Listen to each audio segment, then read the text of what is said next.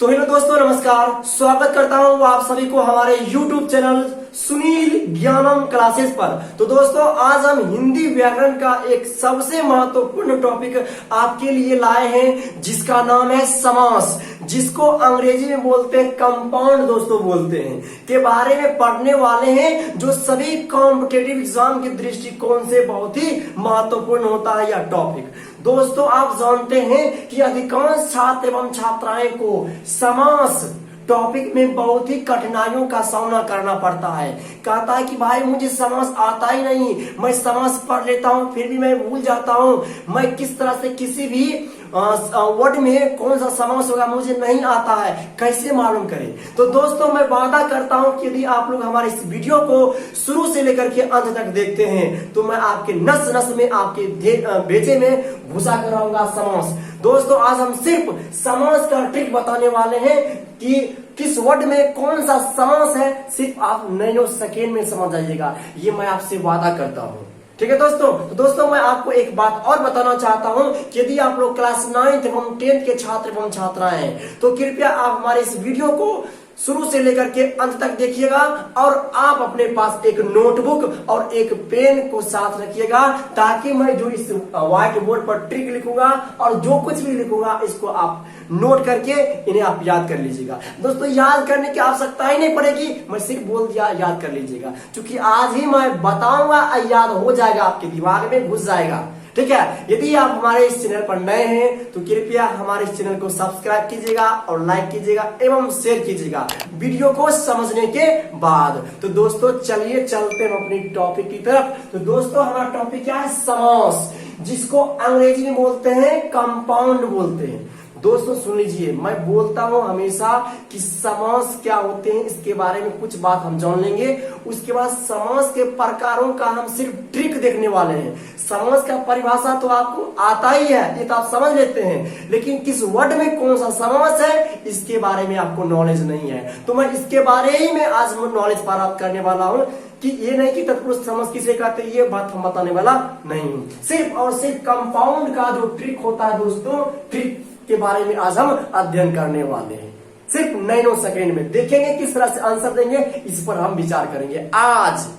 तो दोस्तों देखिए, समास, तो समास शब्द की उत्पत्ति दो शब्दों से हुई है, एक है सम और दूसरा है आस। सम धन आस मिलकर के क्या बना है दोस्तों? आपका समास बन गया है, जिसमें सम का अर्थ होता है पास, क्या होता है? पास, एवं आस का अर्थ होता है रखना, अर्थात पास रखना। तो दोस्तों, हम कह सकते हैं कि समास का शाब्दिक अर्थ, समास का शाब्दिक अर्थ होता है संक्षेप। क्या होता है? संक्षेप होता है, या इसको बोल सकते हैं कि संक्षिप्तीकरण होता है, संक्षेप होता है या संक्षिप्तीकरण होता है, इसका अर्थ होता है। मतलब किसी भी अगर कोई सेंटेंस दिया है उसको आप लघु रूप में लिख दीजिएगा तो वही लघु रूप आपका कहलाएगा समास कहलाएगा। तो दोस्तों, दो शब्दों से बना है समास, तो हम कह सकते हैं कि दो या दो से अधिक पदों के मेल से, दो या दो से अधिक पदों के मेल मतलब जुटना,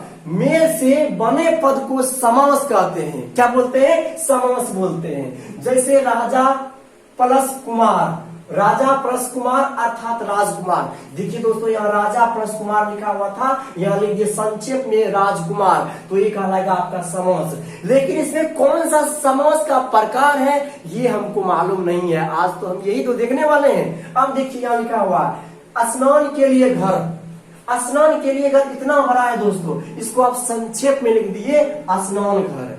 आप देखिए, वन में वास इतना बड़ा है, क्या कहा? वनवास, डायरेक्ट संक्षेप में लिख दिया है, इसी को हम बोलते हैं समास, इसी को हम बोलते हैं समास। जैसे सिर को तोड़ने वाला सिर तोड़ बोलते हैं उसको, सिर को तोड़ने वाला सिर तोड़, इतना बड़ा था दोस्तों, इतने बड़े संक्षेप में लिख दिए तो कहलाएगा क्या? आपका समास कहलाएगा। लेकिन समास का कौन सा प्रकार है इसके बारे में आज हम देखने वाले हैं सिर्फ नैनो सेकेंड में। तो दोस्तों, हम देख लिए कि समास क्या होते हैं, समास का उत्पत्ति कैसे हुई है ये हम देख लिए। अब हम देखते हैं समास का जो प्रकार होता है उसका ट्रिक क्या है। आप दोस्तों, यदि हमारे इस वीडियो को देखते होंगे और हमारे चैनल से जुड़े होंगे तो आपको मालूम होगा कि हम कैसे पढ़ाते हैं आप लोगों को। देखिए दोस्तों, ट्रिक क्या है कहता है कि समास का ट्रिक द्वंद्वी अवतक, द्वंद्वी अवतक आपको कहा जाएगा कि समास के कितने भेद होते हैं, समास के कितने भेद होते हैं, तो आप बोलिएगा कि समास के 6 भेद होते हैं। कितने? 6 भेद होते हैं। कैसे? आप देखिए ट्रिक से, द्वंद्वी अवतक, द्वंद्वी अवतक में आपका 6 समास निकल के प्रकट हो जाएगा। भाईमान मैं आपके सामने खड़ा हूं, देखिए द्वंद्वी अवतक, जिसमें द्वंद्व आंसर का मतलब हुआ द्वंद्व समास, इसका मतलब हुआ द्विगु समास, देख लीजिए। अ का मतलब हुआ अव्ययीभाव समास, ब का मतलब हुआ बहुब्रीहि समास, तो का मतलब हुआ तत्पुरुष समास, और क का मतलब हुआ कर्मधारय समास। तो दोस्तों आप काउंट कर सकते हैं 1 2 3 4 5 6, अर्थात समास के 6 भेद होते हैं। तो आप बोल दीजिएगा कि कंपाउंड जो दोस्तों होता है उसका प्रकार कितना है? 6 प्रकार है। आप दोस्तों सिर्फ इसको याद रखिएगा, द्वंद्वी अवतक, द्वंद्वी अवतक 2 बार बोलिए, याद हो जाएगा। द्वंद्वी अवतक, इसको आप देख लीजिए और इसको आप याद कर लीजिए। याद हो गया दोस्तों? याद हो गया? ट्रिक क्या था? द्वंद्वी अवतक, बस हो गया। प्रकार भी आप देख लिए 9 सेकेंड में। डायरेक्ट ये याद है तो आप डायरेक्ट ये लिख सकते हैं, लिख सकते हैं कि नहीं? आराम से लिख सकते हैं। अब दोस्तों इन टाइपों को, इस प्रकारों को हम एक नए और बेहतरीन ढंग से पढ़ने का प्रयास करेंगे। सबसे पहले द्वंद्व समास, सिर्फ 9 सेकेंड में जानेंगे।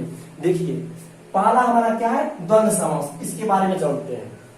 कहा गया है कि इसमें दोनों पद, इसमें किसमें? द्वंद्व समास में, इसमें दोनों पद एक दूसरे के विलोम होते हैं, अर्थात उल्टा होते हैं, अर्थात विपरीतार्थक होते हैं। जैसे होता है ना आगे पीछे, क्या एक दूसरे का क्या है? विलोम है। उसी तरह से यहां होता है, इसमें दोनों शब्द एक दूसरे के विलोम होते हैं। और इसमें योजक का चिन्ह, योजक का चिन्ह मतलब ऐसे वाला माइनस वाला जो होता है, हाइफन, ठीक है। योजक का चिन्ह देख लीजिए, बीच में योजक का चिन्ह लगा होता है, किसमें? दोनों के बीच में। और जब आप दोनों का विग्रह कीजिएगा तो उसमें और का लोप हो जाएगा। लोप मतलब मौजूद होगा, ठीक है। देखिए जैसे माता पिता, 2 शब्द है, माता पिता, और इसमें आपका देखिए माता का उल्टा पिता हो गया। विलोम है कि नहीं दोस्तों? विलोम है। बात बताइए, भाई बहन, भाई का उल्टा बहन, लाभ का उल्टा हानि, राधा का उल्टा कृष्ण, हाथ का उल्टा पांव, नर का उल्टा नारी, लेन का उल्टा देन, और दाल का उल्टा रोटी। होता है कि नहीं? होता है कि नहीं? डायरेक्ट मार दीजिए। कौन सा समास? द्वंद्व समास। या इसमें देख लीजिए योजक का चिन्ह लगा हुआ है, योजक का चिन्ह, दोनों के बीच योजक का चिन्ह लगा हुआ है, देख सकते हैं योजक का चिन्ह लगा हुआ है। इसको भी देख करके आप मार सकते हैं, क्या? द्वंद्व समास मार सकते हैं। और दोनों को यदि आप कर सकते हैं, विग्रह होता है माता और पिता, भाई और बहन, लाभ और हानि, राधा और कृष्ण, हाथ और पांव, नर और नारी, लेन और देन, दाल और लोटी। क्या समझ पा रहे हैं दोस्तों? यदि समझ रहे हैं तो हमारे चैनल को सब्सक्राइब कीजिएगा, लाइक कीजिएगा और शेयर कीजिएगा। इसी तरह से हम सभी टाइपों को 9 सेकेंड में खत्म करेंगे दोस्तों, ठीक है। तो दोस्तों एक और बताइए, सीता राम में कौन सा समास? आप बोलिएगा द्वंद्व समास। सीता, सीता और राम, कौन सा समास? सीता राम, द्वंद्व समास हो जाएगा। एक दूसरे का क्या है? विलोम है, क्या? योजक का चिन्ह लगा हुआ है, विग्रह कीजिए, सीता और राम आ गया, अर्थात द्वंद्व समास क्या लाएगा भैया? इसी तरह से मैं आपको पढ़ाने वाला हूं, ठीक है। तो दोस्तों मैंने आप लोगों को अभी जस्ट बताया था कि द्वंद्व समास में यदि योजक का चिन्ह लगा हो तो उसमें आपको मार देना, द्वंद्व समास मार देना है। लेकिन ध्यान रहे कि जब एक ही शब्द दोबारा आए और उनके बीच योजक का चिन्ह लगा हो तो उसमें द्वंद्व समास नहीं दोस्तों, उसमें अव्ययीभाव समास होगा। इसमें मैंने एक और टॉपिक जोड़ा था कि विलोम शब्द होना चाहिए एक दूसरे का, अयोजक का चिन्ह लगा होना चाहिए, तब होगा द्वंद्व समास। अव्ययीभाव समास देखिए, जैसे मैंने आपको बताया कि यदि एक ही शब्द दोबारा आ जाए एवं दोनों के बीच योजक का चिन्ह लगा हो तो उसमें अव्ययीभाव समास होगा। जैसे देखिए धीरे, एक शब्द है, यही शब्द पुनः आ गया लेकिन इसमें लग गया योजक का चिन्ह, इसमें द्वंद्व समास नहीं होगा, इसमें अव्ययीभाव समास होगा, ठीक है। घर है, अब पुनः घर चलाया, यही शब्द उठ करके पूरा आगे चला गया, इसके बीच लगा योजक का चिन्ह, कहलाएगा क्या? अव्ययीभाव समास। दिनों दिन, यही दिन यहाँ चलाया, क्या होगा? दिनों दिन, एक ही शब्द दोबारा चलाया, ठीक है। अब बीच में क्या आया दोस्तों, बीच में योजक का चिन्ह है, तो ये कहलाएगा अव्ययीभाव समास। रातों रात, तो एक यही शब्द पुनः चलाया रात, ठीक है, आयोजक का चिन्ह लगा हुआ है, तो इसमें हो जाएगा अव्ययीभाव समास। ऐसा नहीं कि सिर्फ आप देख लीजिए कि आयोजक का चिन्ह लगा हुआ है, आप मार दीजिएगा क्या द्वंद्व समास। इसलिए मैंने इसमें एक शब्द जोड़ दिया था कि इसमें एक दूसरे का विलोम होना चाहिए। बताइए कि क्या रात का विलोम रात होता है? नहीं होता है, ठीक है। तो पहले कट जाएगा, तो रातों रात एक ही शब्द है, लग गया क्या योजक का चिन्ह, तो ये कहलाएगा आपका क्या अव्ययीभाव समास कहलाएगा। ये बात आप समझ गए हैं। तो पहला टॉपिक आपका खत्म हो गया द्वंद्व समास। अब देखते हैं द्वंद्वी। अब द्विगु समास क्या होता है? द्विगु समास समझिएगा दोस्तों, आप लोग संख्या समझते होंगे, 1 2 3 4 5 समझते होंगे, हाँ संख्या समझते हैं। द्विगु समास, द्विगु समास, ठीक है, समझिएगा। इस समास में पहला पद क्या, पहला पद संख्यावाची होना चाहिए, संख्यावाची होना चाहिए दोस्तों। जैसे तिरंगा, तिरंगा कैसे बोलते? तिरंगा हम बोलते हैं, आपके माइंड में, आपके दिमाग में छप जाता है क्या पिक्चर तिरंगा का। तिरंगा त्रिरंगा, रंग बताए, तिरंगा में कितना रंग होता है? 3 रंग, 3 रंग होता तभी तो आप बोलते हैं तिरंगा। 3 रंगों का समाहार, 3 रंगों का समाहार। तो पहले क्या आया? 3 आया, संख्या आया कि नहीं आया? संख्या आया, तो 3 रंगों का समाहार तिरंगा अर्थात द्विगु समास। पहले आया संख्यावाची शब्द, ठीक है। चौराहा, चौराहा जो है बोले आपके दिमाग में चला है पिक्चर। चौराहा किसको बोलते? चौराहा जहां 4 रास्ता हो, जिस स्थान पर 4 रास्ता हो, उस 4 रास्ता हो, 4 संख्यावाची शब्द है, ठीक है। 4 क्या है? संख्यावाची है, तो क्या बोलते हैं? चौराहा। जहां 4 रास्ता हो, 4 रास्ता, तो चौराहा अर्थात द्विगु समास। त्रिलोक, आप जानते त्रि मतलब 3, त्रि मतलब 3 लोकों को समाहार, 3 लोकों का समाहार अर्थात त्रिलोकी, द्विगु समास। पंचवटी, पंच मतलब 5 वटों का समाहार अर्थात पंचवटी, क्या बोलेंगे? द्विगु समास। नवग्रह दोस्तों, क्या नवग्रह, नव मतलब 9, अग्रह मतलब कोई संज्ञा है। नवग्रह, नव क्या आपका संख्यावाची शब्द है, द्विगु समास हो जाएगा। त्रिभुज, त्रिभुज बोलते हैं डायरेक्ट मन चला है आपकी फिगर, माइंड में फिगर देखिए कितना भुजा है? 1 2 3 भुजा, संख्यावाची आया तो द्विगु समास। दोपहर, 1 2 होता है ना, 2 कहलाएगा द्विगु समास। तिमाही, 3 माहों का समाहार अर्थात द्विगु समास। बोलते हैं द्विगु। एक क्या आप लोग ठेठी इस्तेमाल करते होंगे, जानते होंगे? 1 गो 2 गो 3 गो, गाना भी सुनते होंगे, 1 गो निमुआ 2 4 गो मिर्ची लटकायला चोटी में, बोलते हैं कि ना? अवश्य बोलते हैं। तो 2 गो क्या? 1 गो 2 गो 3 गो क्या है? आपका संख्यावाची है। हम बोले कि अगर पहले पद में संख्यावाची होगा तो कहलाएगा द्विगु समास। तो दोस्तों एक और है त्रिकोण, त्रिकोण मतलब जिसमें 3 कोण हो, 3 कोणों का समाहार अर्थात त्रिकोण। 3 क्या है? संख्यावाची कहलाएगा द्विगु समास। तो दोस्तों मैं उम्मीद करता हूं कि आप लोग द्विगु समास भी समझ गए होंगे। तो दोस्तों हम लोगों ने अभी तक समास का 2 टाइप पढ़ लिए हैं, द्वंद्वी अर्थात द्वंद्व समास और द्विगु समास। अब हम पढ़ेंगे अ ब, ठीक है, तीसरा और चौथा, जिसमें अ का मतलब होता है अव्ययीभाव समास और ब का मतलब होता है बहुब्रीहि समास। के बारे में बेहतरीन ढंग से क्या करेंगे? जानकारी हासिल करेंगे। सिर्फ देखेंगे शब्द को, अब मारेंगे, ट्रिक मारेंगे। देखिए कैसे कहता है अव्ययीभाव समास कि जिस शब्द के प्रारंभ में मतलब पहले क्या हो? उपसर्ग जुड़ा हो, उसे अव्ययीभाव समास कहेंगे। तो दोस्तों आप लोग उपसर्ग के बारे में जानते हैं ना? यदि नहीं जानते हैं तो हमारे प्लेलिस्ट में जाकर के इन्हें अवश्य देख लीजिएगा। अगर आता है तो सिर्फ देखिएगा, मारिएगा, टिक मारिएगा। देखिए कैसे, देखिए कहा गया है क्या? उपसर्ग। जैसे मैंने आपको कुछ उपसर्गों को लिख दिया हो, जैसे यथा हो गया, प्रति हो गया, आ हो गया, भर हो गया, बे हो गया, ये सब आपका क्या है? उपसर्ग है।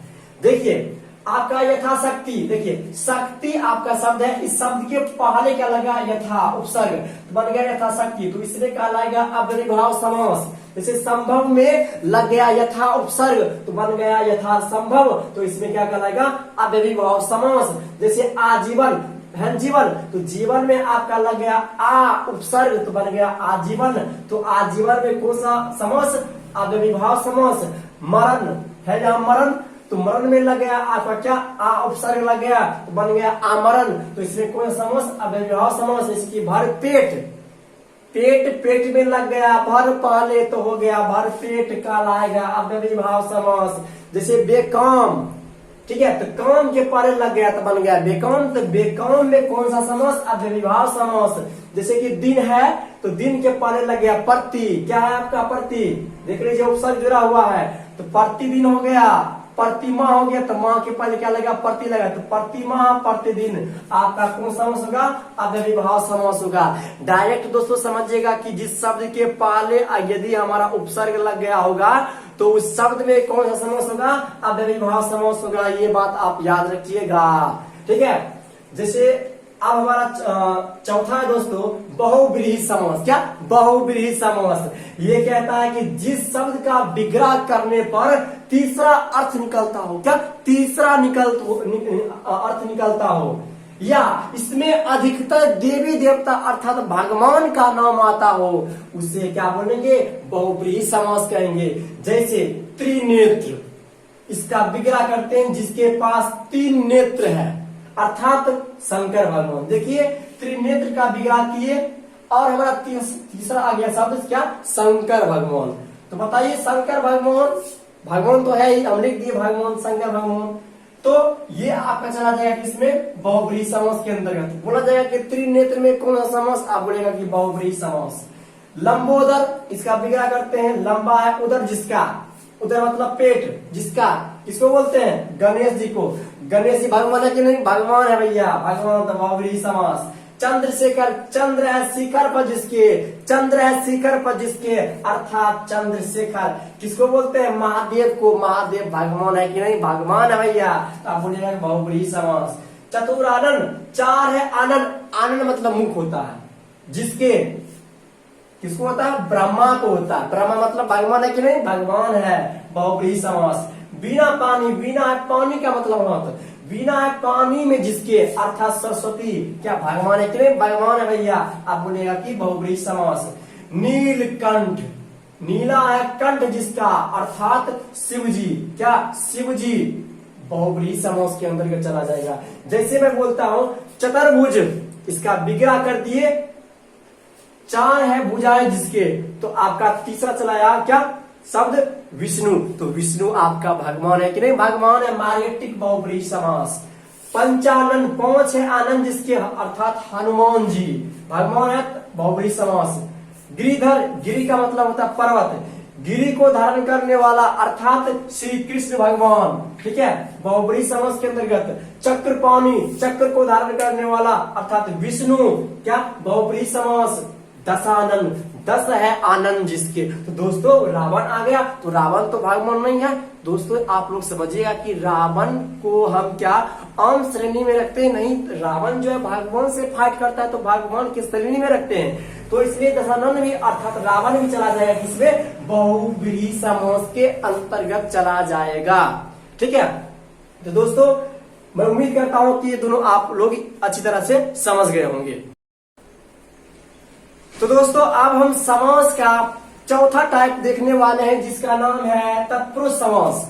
तो दोस्तों जिस प्रकार से समास का 6 भेद होते हैं उसी प्रकार से तत्पुरुष समास का भी 6 भेद होते हैं जो निम्नलिखित है। हमारा पहला है कर्म तत्पुरुष समास जिसका होता है चिन्ह को, अकरण तत्पुरुष समास दूसरा है जिसका होता है से या द्वारा होता है, और तीसरा है संप्रदान तत्पुरुष समास, इसका चिन्ह के लिए होता है। अपादान तत्पुरुष समास से होता है कब, अलग होने का बोध जब होगा तब।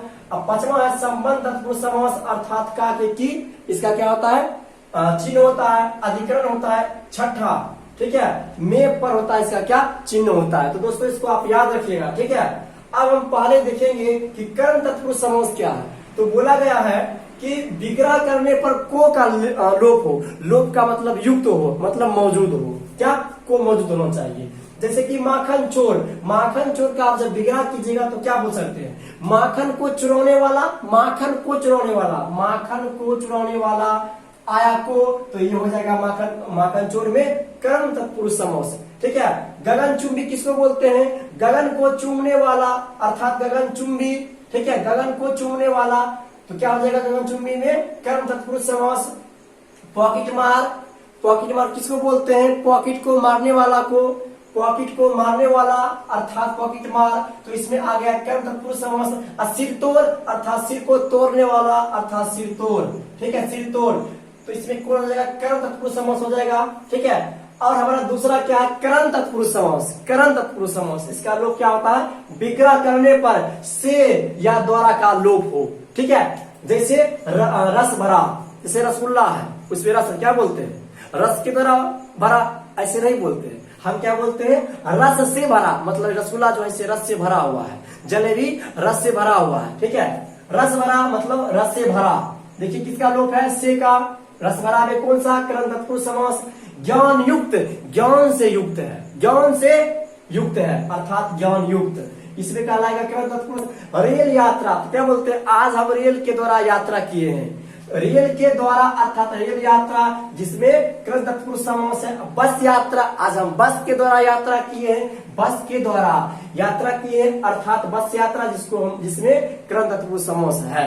ठीक है, और हमारा तीसरा संप्रदान तत्पुरुष समास, विग्रह करने पर के लिए का लोप होता है। ठीक है, जैसे रसोई घर, बताइए रसोई घर किसको बोलते हैं, रसोई के लिए जो घर होता है, सिर्फ रसोई के लिए जो घर होता है, रसोई के लिए घर, रसोई के लिए घर अर्थात रसोई घर, इसमें कौन सा, करण तत्पुरुष समास।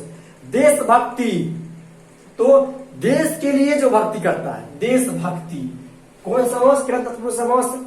स्नान घर, स्नान के लिए घर अर्थात स्नान घर, कौन सा, करण तत्पुरुष समास।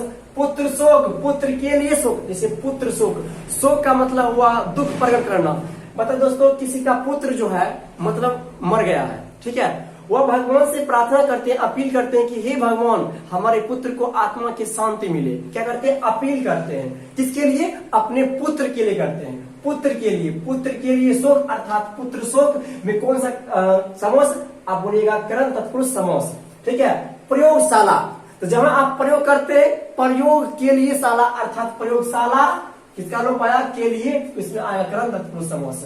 और हमारा अगला है बस टिकट, बस टिकट, कोई व्यक्ति अगर बस पर आप बैठ गए, आप टिकट मांगता है, ठीक है, आप क्या, वो क्या बोलेगा कि बस के लिए आप टिकट दीजिए। ठीक है, आप दिखाते हैं बस के लिए टिकट मांगा है, के लिए आया, लेप आ गया करण तत्पुरुष समास, लोप आ गया, क्या आ गया, करण तत्पुरुष समास। ठीक है,